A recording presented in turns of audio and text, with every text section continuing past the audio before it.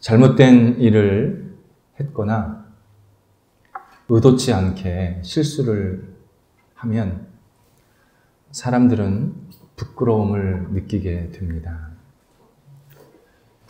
이때 다시는 이런 잘못을 하지 말아야지 결심을 하기도 하고,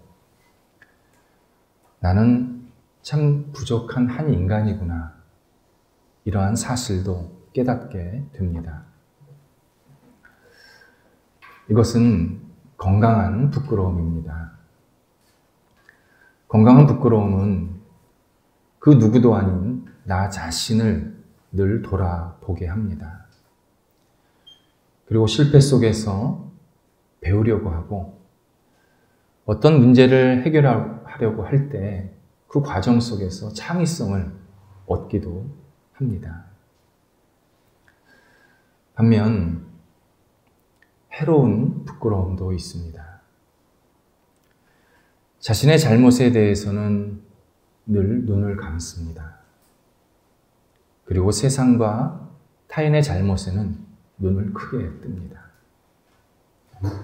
누군가 잘못을 하면 어떻게 사람이 그럴 수 있어? 창피해.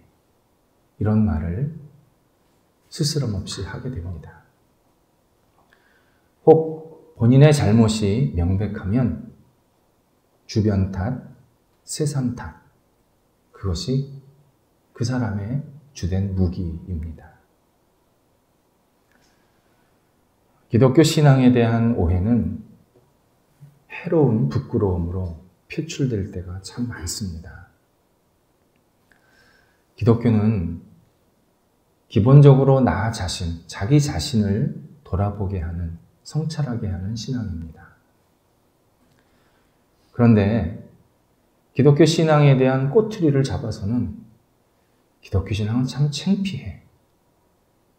기독교 신앙은 문제가 많아.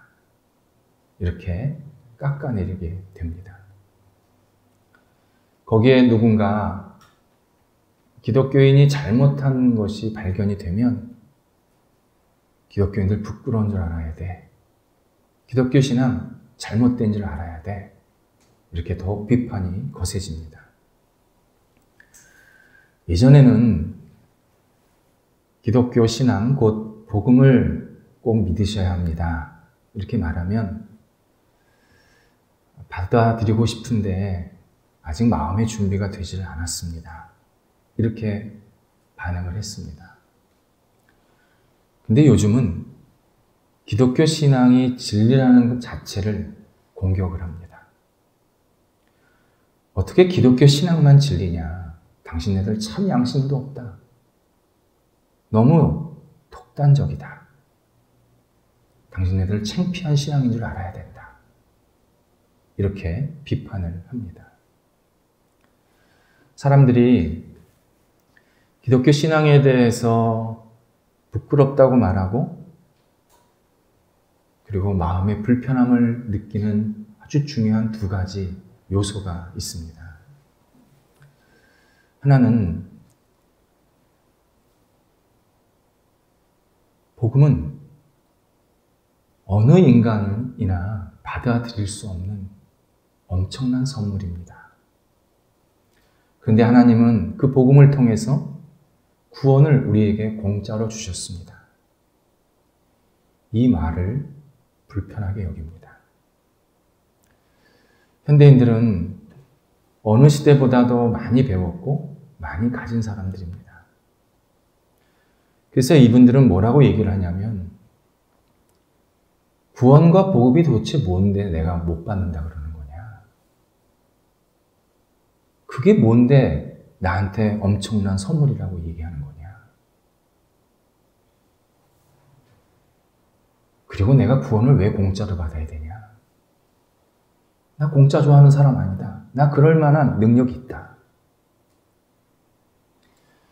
구원을 받고 안 받고는 내 선택이지 왜 꼭 구원을 받아야 된다고 말을 하느냐? 내 자유는 어디 있냐? 이렇게 반박을 합니다. 하지만 죽음에 대해서 깊은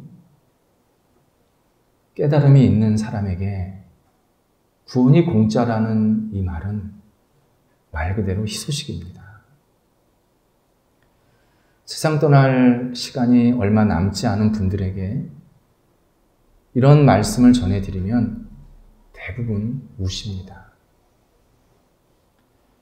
그리고 내가 지금 믿어도 되냐고, 늦지 않았냐고 그렇게 묻기도 하십니다. 사람이 큰 소리 칠 때는 한때입니다. 내가 죽는다는 사실을 깊이 깨달으면 깨달을수록 어느 누구도 복음 앞에서 큰 소리를 칠 수가 없습니다. 또 하나는 예수님께서 우리의 죄를 위해서 십자가에서 고난을 받으시고 죽으셨습니다. 이 말을 불편하게 여깁니다. 예수님의 십자가는 성공과 승리를 추구하고 안정과 편안함을 간절히 바라는 현대인들에게 큰 걸림돌입니다. 그 좋은 말도 많은데 내가 왜 고난의 종교를 믿어야 됩니까? 내가 왜 십자가에 죽었다라는 그 예수를 내가 받아들여야 됩니까? 거부합니다. 더욱이 종교성이 강한 사람에게 당신의 죄를 위해서 예수님이 죽으셨습니다. 이 말은 더 큰 걸림돌입니다. 내가 얼마나 열심히 살았는지 압니까? 내가 얼마나 다른 사람에게 피해 입히지 않으려고 노심초사하면서 살았는지 아십니까? 나를 위해서 죽어요? 나는 그럴 만한 죄가 없습니다. 그렇게 항변을 합니다. 인간의 도덕성은 자신의 우월감이나 열등감을 감추기 위한 포장지에 불과합니다. 그래서 인간의 도덕성은 사람과 상황에 따라서 자주 변합니다. 이 사람한테는 이렇게 하고 저 사람한테는 저렇게 합니다. 그리고 도덕적이라고 합니다. 그때는 맞았고 지금은 틀립니다. 이런 말을 수시로 바꿉니다. 무엇보다도 인간의 도덕성의 끝은 자기 자랑입니다. 사람들이 박수 쳐주지 않는데 내가 도덕적으로 산다? 예수님 없이는 그렇게 사는 사람 없습니다. 누군가 인정해줘야 그 사람이 도덕적으로 산다고 합니다. 예수님의 십자가는 우리의 도덕성이 얼마나 큰 허울인지를 보여주는 거울입니다. 예수님께서는 너의 기준에 맞춘 도덕성에서 너를 해방해라. 십자가 위에서 우리에게 큰 소리로 외치고 계십니다. 인간이 가진 해로운 부끄러움은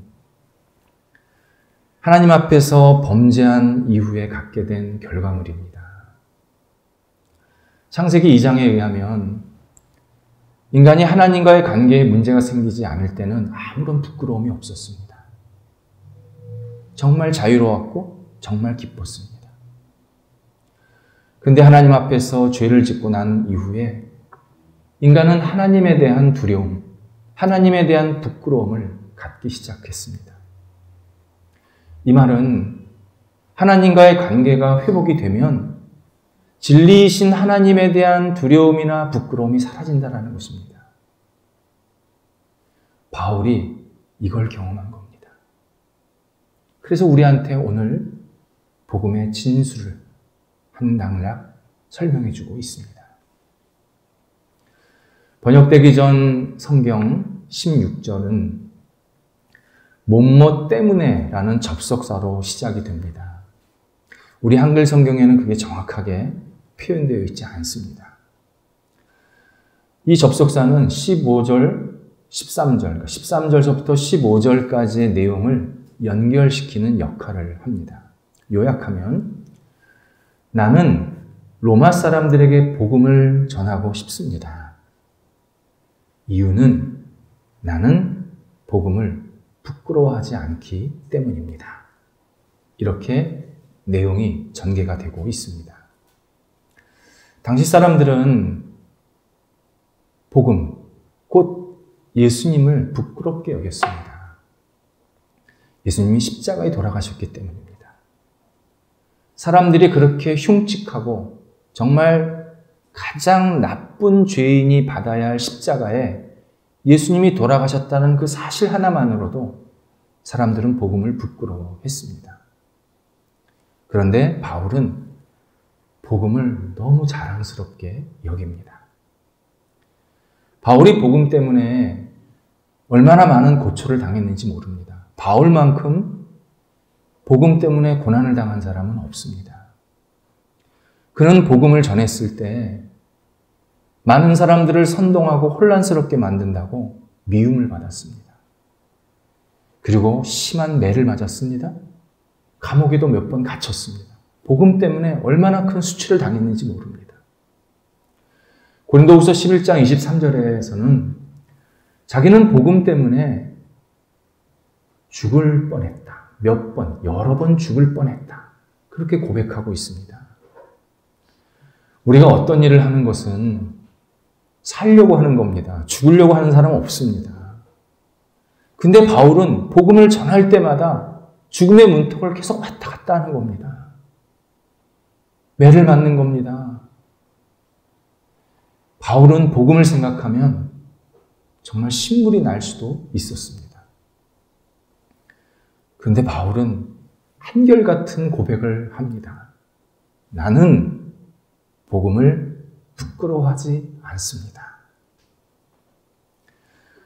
바울이 복음을 자랑스럽게 여긴 이유는 복음은 사람에게, 믿는 사람에게 구원을 주시는 하나님의 능력이 되기 때문이라고 그렇게 말해주고 있습니다. 복음은 받아들이지 않는 사람에게는 고리타분한 옛날 이야기로 들립니다. 그런데 복음을 받아들이는 사람에게는 그 사람과 그 사람의 인생을 완전히 바꿔놓습니다. 완전히 변화시켜 놓습니다. 복음은 매운 고추와 같습니다. 고추는 비타민이 가득한 영양덩어리입니다. 겉으로 볼 때는 녹색의 차가운 채소일 뿐입니다.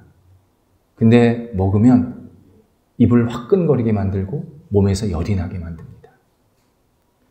복음이 그렇습니다. 복음을 겉으로 볼 때는 차가운 이론, 논리 정도로만 생각이 됩니다. 근데 복음을 먹으면, 복음을 받아들이면 그 사람의 인생이 불을 냅니다. 벅차게 만듭니다. 어떻게 해야 되지? 내가 어떻게 살까? 막 이런 감격 속에 빠지게 만듭니다. 바울이 그런 경험을 한 겁니다. 바울이 예수님을 겉으로 볼 때는 되게 이상한 분, 이해가 되지 않는 분으로 여겼습니다. 그리고 그렇게 판단하는 자기는 굉장히 괜찮고 자기 판단이 옳다고 생각을 했습니다. 그러던 어느 날 예수님이 바울을 만나십니다. 찾아오십니다. 그때 바울이 자신의 민낯을 보게 됩니다. 예수님이 바울의 민낯을 보게 하시는 겁니다. 바울이 얼마나 죄가 많은지, 얼마나 이중적인지, 얼마나 문제적 인간인지 예수님이 그대로 다 보여주십니다. 이때 바울이 예수님이 보여주신 자기 자신을 겸허하게 받아들입니다. 그랬더니 복음이 그를 회복시키기 시작합니다. 하나님의 바울을 얼마나 소중히 여기시는지, 예수님이 바울을 얼마나 사랑하시는지 바울이 깨닫게 하십니다. 바울의 이중성이 온전케 됩니다. 바울의 죄를 용서해 주십니다. 그래서 바울이 인생에 불이 나기 시작합니다. 이전까지는 머리로 살았던 사람인데 예수님을 만나고 나서 마음과 머리가 다 같이 움직이는 겁니다. 삶이 막 움직이는 겁니다. 역동적으로. 그리고 하나님의 뜻을 막 이루려고 하는 그러한 간절함을 갖게 되었습니다. 바울의 경험, 저의 경험이기도 합니다. 정말 예수 없었으면 저는 가장 지옥 문 앞에 가 있었을 것입니다. 예수님 때문에 제 마음이 얼마나 기뻤고 감사했고 내 인생을 새롭게 만드셨는지 모릅니다. 예수님도 당신이 지신 십자가를 부끄럽게 여기지 않으셨습니다. 오늘 두 번째 읽은 히브리서 12장 2절에서 예수님께서 십자가에서 온갖 고초를 당하셨지만 개의치 않으셨다. 곧 부끄럽게 여기지 않으셨다. 그렇게 설명해 주고 있습니다. 어떤 분은 예수님이 수치심을 느끼실 수 있습니까? 그렇게 묻기도 하십니다. 예수님은 참 인간이고 참 하나님이십니다.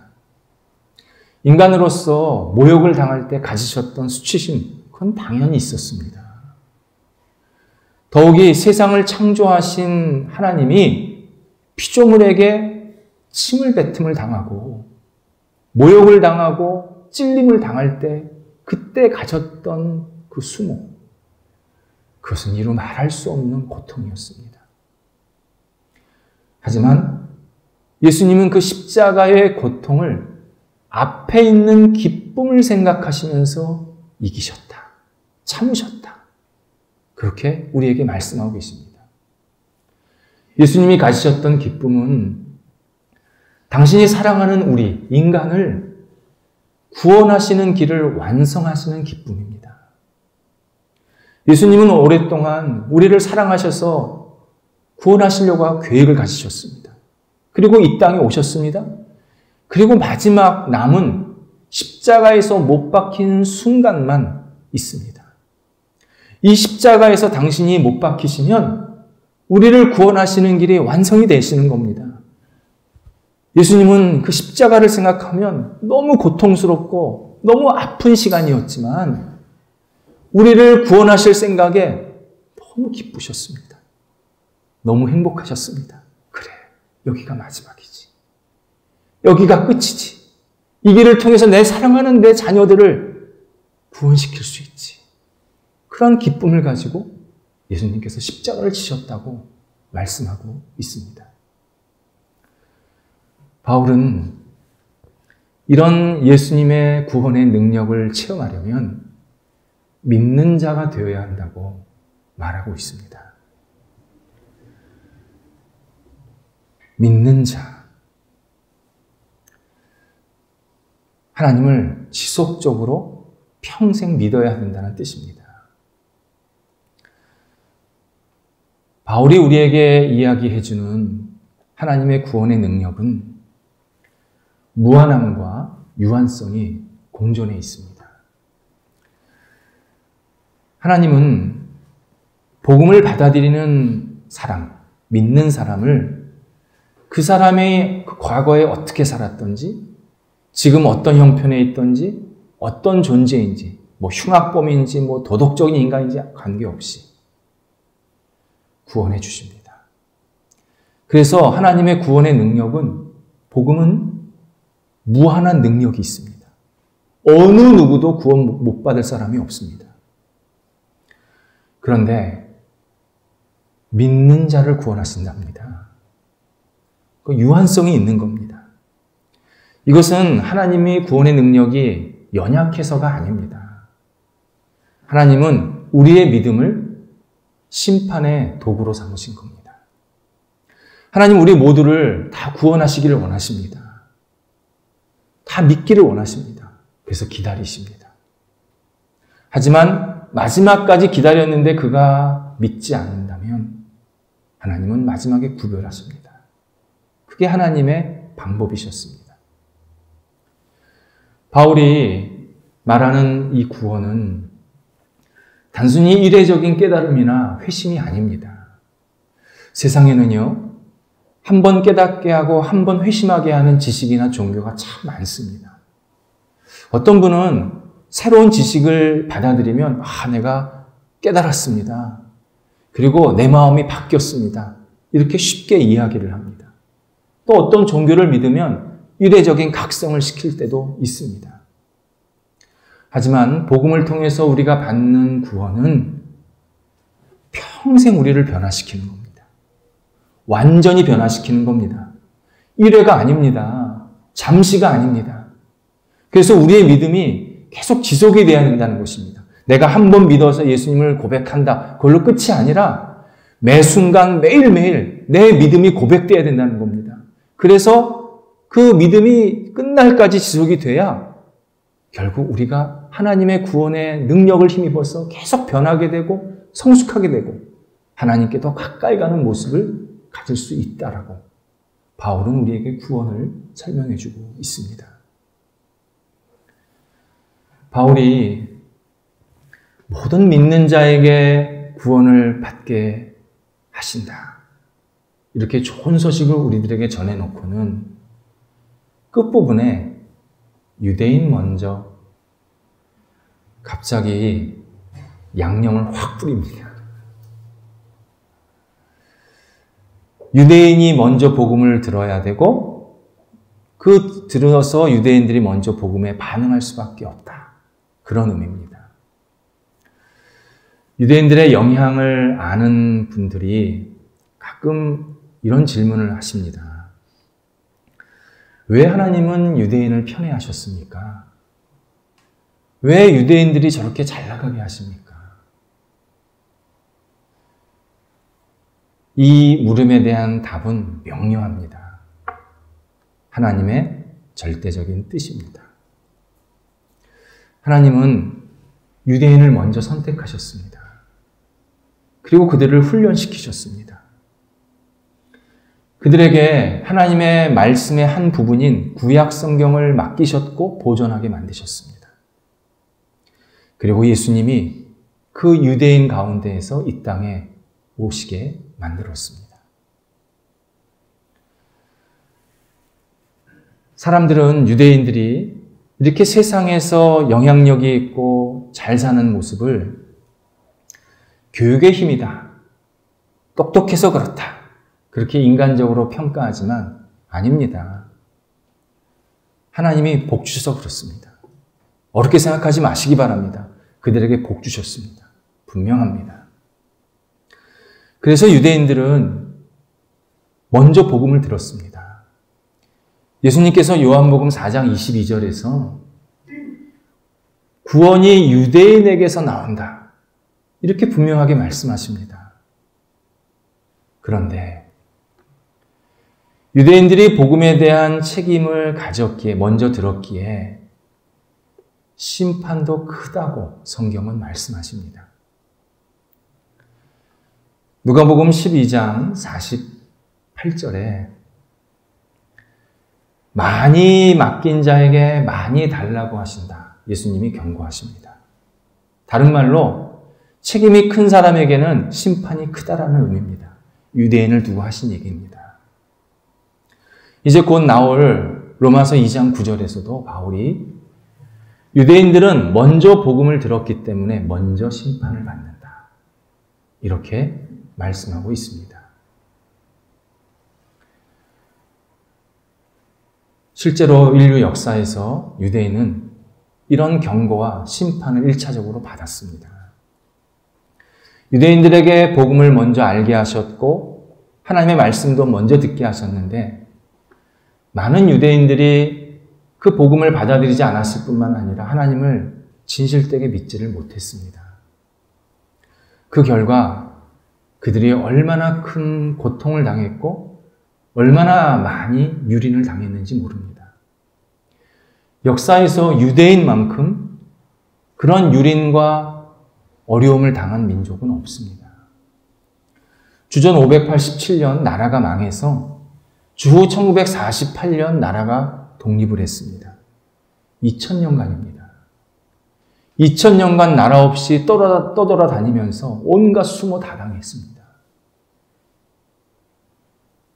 핍박이라는 핍박은 다 받았고 비바람도 많이 맞았습니다. 만약 우리가 유대인처럼 그렇게 2000년 동안 나라 없이 살았다? 근데 과연 다시 나라를 세울 수 있었을까? 아무도 장담하지 못합니다. 아니, 신앙도 다 잃어버릴 수도 있습니다. 그런데 감사한 것은 대다수의 유대인들이 하나님을 제대로 믿지 못했지만 신실한 일부 유대인들이 복음을 받아들이고 하나님을 잘 믿었기 때문에 하나님께서 유대인들을 그들을 통해서 다시 회복시키셨습니다. 그리고 지금의 이스라엘을 세워주셨습니다. 이스라엘 유대 역사를 보면 나라와 신앙에 대해서 우리가 생각하지 않을 수 없습니다. 사람들은 나라가 있어야 신앙이 있고 교회가 있는 거 아닙니까? 이렇게 말합니다. 단언컨대 아닙니다. 반대입니다. 신앙이 있어야 나라가 바로 섭니다. 나라가 있어도 신실한 신앙인들이 없으면, 그들의 기도가 없으면 나라가 망가집니다. 나라가 허물어져도 신실한 신앙인들이 하나님을 붙잡으면 하나님은 그 신앙인들을 통해서 다시 나라를 세우십니다. 그리고 옳은 길로 이끌어가게 만드십니다. 그리스도인들은 그 누구보다도 애국자들입니다. 우리 다 압니다. 3.1운동부터 시작해서 각종 사건에 가장 나라를 위해서 애쓴 사람들은 그리스도인들입니다. 하지만 그리스도인들은 하나님보다 나라를 앞세우지는 않습니다. 나라가 그리스도인들을 세우는 것이 아니라 그리스도인들의 기도가 나라를 세우는 겁니다. 나라를 바르게 이끌어 가게 하는 겁니다. 신실한 그리스도인들의 그래서 역할이 큰 겁니다. 중요한 사실이 있습니다.